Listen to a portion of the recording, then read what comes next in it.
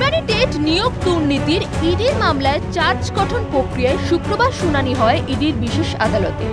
শুনানি চলাকালীন কুন্তল ঘোষের আইনজীবী বলেন, অভিযোগ এবং প্রথম চার্জশিটে আমার মক্কেলের নাম নেই। দ্বিতীয় সাপ্লিমেন্টারি চার্জশিটে প্রথম ওনার নাম আসে।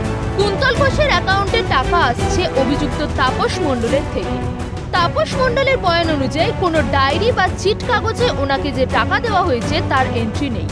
নথি বা কোথাও কোনো প্রমাণ নেই যে তাপস মণ্ডলের থেকে টাকা নিয়েছেন কুন্তল ঘোষ।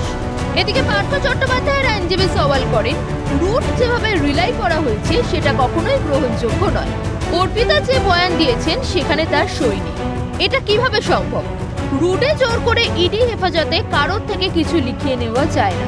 যে স্টেটমেন্টগুলোকে নন রুট বলা হলো সেই স্টেটমেন্টের প্রেক্ষিতে ওনাকে জেলে থাকতে হবে। শুক্রবার অর্পিতা মুখোপাধ্যায়ের আইনজীবী সওয়াল করেন, আমার মক্কেল আর্থিক দিক থেকে দুর্বল এমনটাও নয়। আমার মক্কেলের অধীনে কয়েকটা কোম্পানি রয়েছে। ওই কোম্পানি বিভিন্ন ইভেন্ট করেছে, আয় সংক্রান্ত নথি জমা দিয়েছে। আমার মক্কেলের সঙ্গে পার্থ চট্টোপাধ্যায়ের যে যোগ রয়েছে তার গ্রহণযোগ্য প্রমাণ কোথায়? অন্যদিকে ইডির আইনজীবী সওয়াল করেন, এরা প্রত্যেকেই হোয়াইট কলার ব্যক্তি। পিওসি কালেকশন খুবই সফিস্টিকেটেড ভাবে নেওয়া হয়েছে। আমরা জাদুকর নই। কোর্টের নজরদারিতে এই তদন্ত হচ্ছে।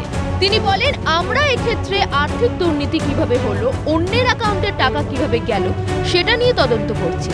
আমি হয়তো কালেকশন করিনি, আমি হয়তো সরাসরি দুর্নীতিতে অংশগ্রহণ করিনি, কিন্তু তারপরেও আর্থিক দুর্নীতি হতে পারে, কারণ দুর্নীতির চেনে অংশগ্রহণ করতে পারে। তিনি আরো বলেন, পার্থ চট্টোপাধ্যায়ের জামাই কল্যাণময় ভট্টাচার্যের এই দুর্নীতিতে যোগ ছিল। 15 কোটি টাকা কোথা থেকে এলো? এই আর্থিক দুর্নীতির উৎস কোথায় সেটা জানার আমরা চেষ্টা করছি। কল্যাণময়, পার্থ চট্টোপাধ্যায়, মানিক ভট্টাচার্য একটা গ্রুপে কাজ করেছে। উভয় পক্ষের সওয়াল জবাব শেষে মামলার পরবর্তী শুনানি 30 ডিসেম্বর ধার্য করা হয়েছে আদালতে।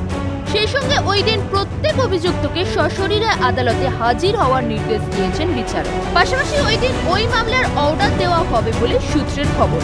মামলার পরবর্তী শুনানিতে আদালত কি নির্দেশ দেয় সেদিকেই নজর আইনজীবী মহল। ক্যামেরায় লিসেন লোদের সঙ্গে অদ্রিজা ঘোষের রিপোর্ট, ক্যালকাটা নিউজ।